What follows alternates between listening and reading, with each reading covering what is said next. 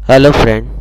Tele ERP के third part में आज हम देखेंगे कि किस तरह से सैलरी डिटेल्स जो होती है वो फिल की जाएगी और किस तरह से वाउचर एंट्री पास की जाएगी।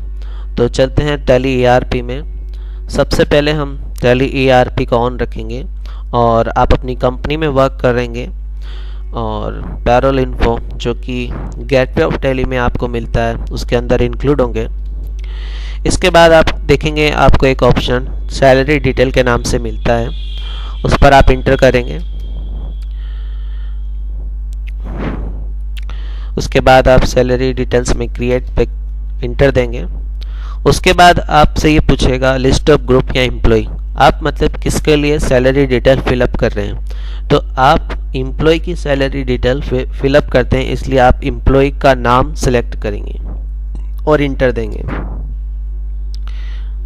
जैसे ही आपने मिस्टर ए जो कि एक एम्प्लॉय का नाम है आपने लिया है, उसकी डिटेल आपको फिलअप करनी है। हमने सबसे पहले इसमें ले लिया, जैसे आप राइट साइड देख रहे होंगे कि उसमें लिस्ट ऑफ पे हेड आ रहे हैं, उसमें आप लेंगे कि उसे क्या क्या जो सैलरी डिटेल हैं वो देना है। जैसे हमने बेसिक ले लिया तो एक्चुअल जो उसकी बेसिक हमने जो है वो हमने डाल दिया है, जैसे 6000 उसकी बेसिक है। उसके बाद हमने इसमें डीए सेलेक्ट कर लिया है, एचआरएच सेलेक्ट कर लिया है। ओवर टाइम मतलब उससे हमें कितने रुपए प्रति घंटे के हिसाब से देना है, तो हमने यहाँ पर ले लिया 30 rupees per hour over time. And उसके बाद हमने इसमें ग्रेजुएटी को सिलेक्ट कर लिया है, पीएफ सिलेक्ट किया है। इसके बाद हमने इसमें प्रोफेशनल टैक्स और टीए हमने इसमें सिलेक्ट किया है। टीए क्योंकि हमने फ्लैट रेट लिया था तो हम इसमें डिसाइड करते हैं कि कितना हमें देना है। टीए हम इसको 500 रुपये पर मंथ दे देते हैं।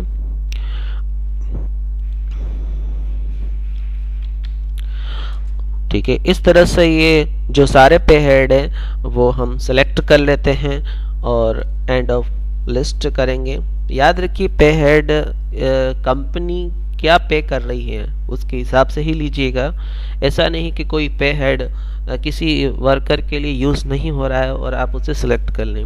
ठीक है, तो इस तरह से सिलेक्ट किया जाएगा end of list and accept.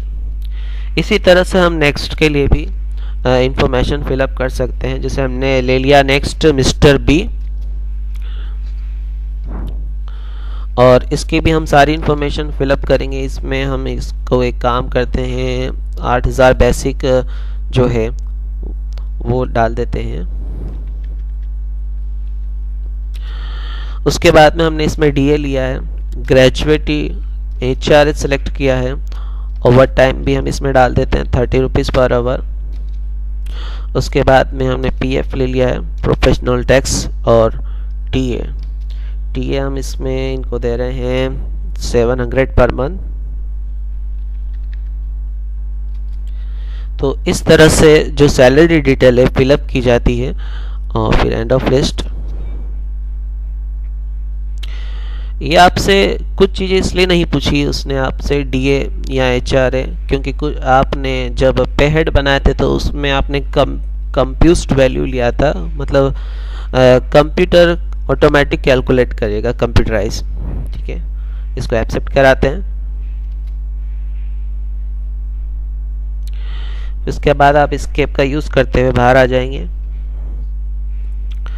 अब हमें जो नेक्स्ट काम करना है वो पैरोल इन्फो में वाउचर एंट्री में आगे सबसे पहले हमें एक एल्ट्रेशन मतलब एक वाउचर में थोड़ा सा परिवर्तन करना होता है। देखते हैं वो क्या है। वाउचर टाइप में आएंगे और इसमें हम क्रिएट नहीं करेंगे बल्कि एल्टर को सिलेक्ट करेंगे। एल्टर को सिलेक्ट करते ही हमें 3 ऑप्शन दिखेंगे, अटेंडेंस, पेमेंट एंड पैरोल। इसमें हम पैरोल को सिलेक्ट करेंगे। जैसे आप पैरोल को सिलेक्ट करेंगे payroll voucher type alteration window खुलेगी। इसमें आपको इंटर देते हुए नेम ऑफ क्लास पर पहुंचना है। ठीक है, और यहाँ पर आपको लिखना है स्टाफ सैलरी,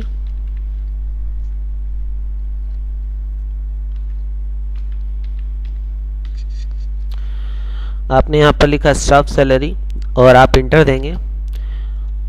जैसे ही आप इंटर देंगे एक न्यू विंडो ओपन होगी। इसमें आपको excluding their group, end of list और include this group, end of list, but जहाँ पर नाम नीचे नाम आ रहा है लेज़र नेम, यहाँ पर आपको एक लेज़र तैयार करना होगा सैलरी पेबल के नाम से। वापस से देखिए सैलरी पेबल, ये लेज़र आपको तैयार करना होगा। अगर नहीं है तो यहीं पर अल्टर सी दबाकर आप सैलरी पेबल का लेज़र बनाएंगे और उसको अंडर रखेंगे करंट लायबिलिटी के अंडर। ठीक है, तो आप यहाँ पर एक लेज़र बनाएं और उसे सिलेक्ट करें सैलरी पेबल। उसके बाद आप इंटर देते हुए इसे एक्सेप्ट करेंगे। तो इस तरह से हमने एक पेरोल जो वाउचर था उसमें एक मॉडिफिकेशन किया है। ये ज़रूरी होता है इसलिए हमने इसे किया है। उसके बाद हम इसमें से बाहर आ जाएंगे। तो इस तरह से हमने पेरोल इन्फो की सारी इन्फॉर्मेशन जो रिक्वायरमेंट होती है वो फिलअप कर दी है। उसके बाद हम इससे बाहर आ जाएंगे गेटवे ऑफ टैली में, और वाउचर एंट्री को पास करने के लिए हम इसके ट्रांजैक्शन में पेरोल वाउचर के अंदर आएंगे और इंटर देंगे। एक बात आप ध्यान रखिएगा, इसमें पेरोल जो है उसका यूज़ कंट्रोल F4 से होगा और वाउचर का, और इसमें एक वाउचर और होता है अटेंडेंस के नाम से, उसका यूज़ होगा कंट्रोल F5 से। मैं आपको बता देता हूं पहले कंट्रोल F5 प्रेस करके क्या होगा। आपके सामने एक अटेंडेंस वाउचर आया है। इसमें क्या होता है, इसमें हम किसी भी वर्कर की ये डिटेल डाली जाती है कि उसने कितने घंटे ओवर टाइम किया है या उसने कोई अपसेंट की है तो वो डालना होता है हमें। ठीक है, फॉर एग्जांपल के लिए हम डाल के देख लेते हैं मिस्टर ए। अब जैसे आपने किसी एम्प्लॉय का नाम सेलेक्ट किया, उसने पूछा आपसे अटेंडेंस प्रोडक्शन टाइप, तो आप यहाँ पर डाल सकते हैं। अगर उसने अपसेंट किए तो आप अपसेंट डाल सकते हैं इस तरह से, और उसने कितना अपसेंट करी है वो वैल्यू में डालेंगे। अगर उसने ओवर टाइम किया है तो आप ओवर टाइम डालेंगे, और उसने कितने घंटे मतलब वर्क किया है वो हम यहाँ पर डाल देंगे।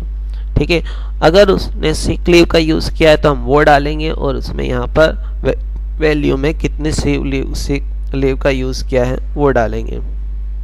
ठीक है, फॉर एग्जांपल के लिए मैं एक बात सभी आपको बता देता हूँ। मान लीजिए उसने अपसेंट एक करी है और मिस्टर ए ने ही ओवर टाइम जो है 10 घंटे किया है, और मिस्टर ए ने जो सिक लीव है SL उसका दो सिक लीव का यूज़ किया है। तो इस तरह से हम किसी भी जो एम्प्लॉय होते हैं उनकी ये डिटेल पहले डाल सकते हैं। फिर एंड ऑफ लिस्ट करेंगे। पर एक चीज़ का आप स्पेशली ध्यान दीजिएगा कि आप जो ये इंफॉर्मेशन डाल रहे हैं ये किस डेट को डाल रहे हैं, ये मोस्ट इम्पोर्टेंट है, क्योंकि आप जिस तारीख को डालेंगे याद रखिए ये उसी महीने में काउंट होगा। ठीक है, और उसके हिसाब से उसकी सैलरी पे उसका इफ़ेक्ट भी पड़ेगा।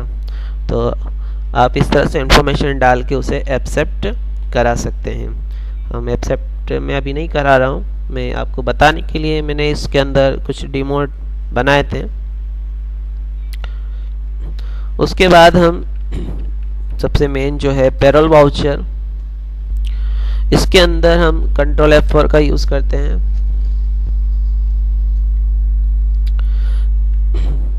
जैसे आपने कंट्रोल F4 प्रेस किया है, ये आपसे पूछ रहा है नेम पेरोल, और क्लास आपसे पूछ रहा है स्टाफ सैलरी।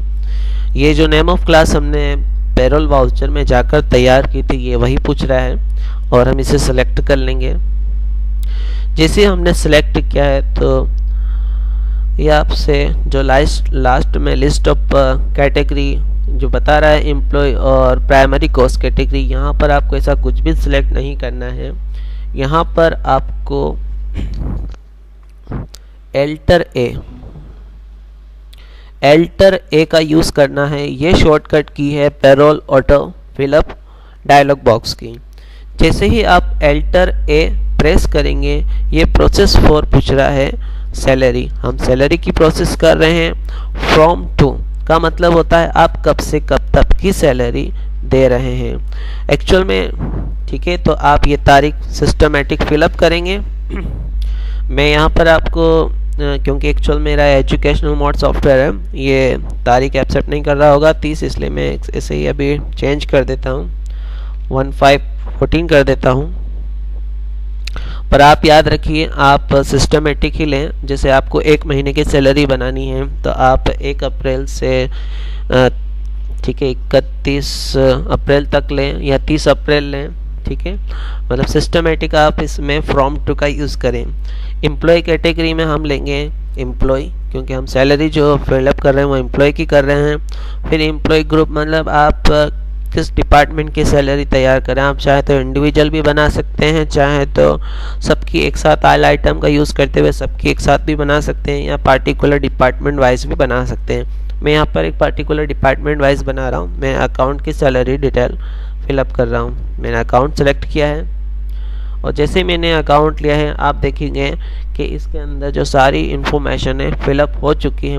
उसकी basic DHR, over time, PF, professional tax, TA, सारी इन्फॉर्मेशन फिलअप हो चुकी है। उसके बाद हमें केवल लास्ट इसे एक्सेप्ट ही कराना होता है। इस तरह से ये सैलरी का जो वाउचर है पास किया जाता है।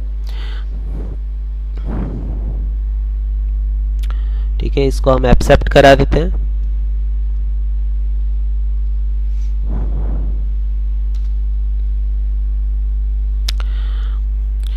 ये केवल सैलरी तैयार करना है, एक्चुअल सैलरी पे नहीं की गई है, केवल सैलरी तैयार की गई है। अगर कंपनी या संस्था सैलरी पेड कर देती है अपने एम्प्लॉय को तो उसके लिए हमें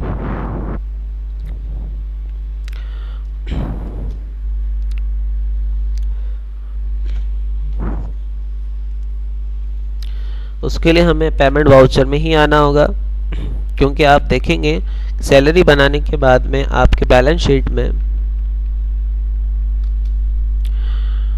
कि आपको एक लायबिलिटी बताई जा रही है 28,440। जैसे एक लायबिलिटी मतलब आपको पेमेंट करना है, क्योंकि आपने बनाई है एक्चुअल में, अभी आपने पेमेंट करानी है। तो पेमेंट अगर आपने किया है तो उसकी एंट्री जो होगी अकाउंटिंग वाउचर में करेंगे और हम पेमेंट वाउचर में आएंगे।